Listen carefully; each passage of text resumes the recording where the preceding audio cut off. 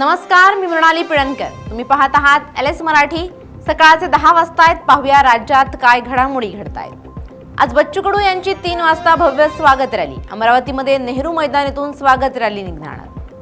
गोकुळ दूध संघाच्या राजकारणात मोठी खळबळ. गोकुळवर प्रशासक येण्याचा मार्ग मोकळा. मंत्री हसन मुश्रीफ यांना धक्का. TCS प्रकरणातील संशयित आरोपी निदा खान हिची अटकपूर्व जामिनावर आज सुनावणी. अटकेत असलेल्या संशयित आरोपींना निदा खान हिनं मदत केल्याचा आरोप. गर्भवती असल्याचं सांगत केलाय अटकपूर्व जामिनासाठी अर्ज.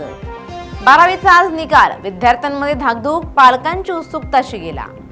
बीडच्या कडा येथील मैलाली बाबांच्या यात्रेची संदल मिरवणूक. हिंदू मुस्लिम एकतेचे प्रतीक मैलाली बाबांच्या दर्ग्याचा मुख्य मान पाटील घराण्याकडे.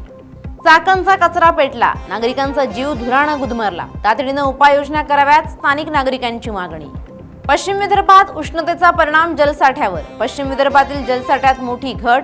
बुलढाण्यातील खडकपूर्णा प्रकल्प कोरडा. पश्चिम विदर्भातील जलसाठ्यात 50% कमी जलसाठा.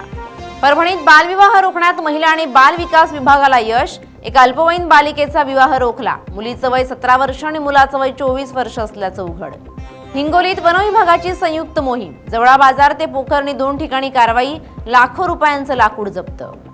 सर्पदंशानं युवा शेतकऱ्याचा दुर्दैवी मृत्यू. चांदवडच्या कंदल गावात शोककळा.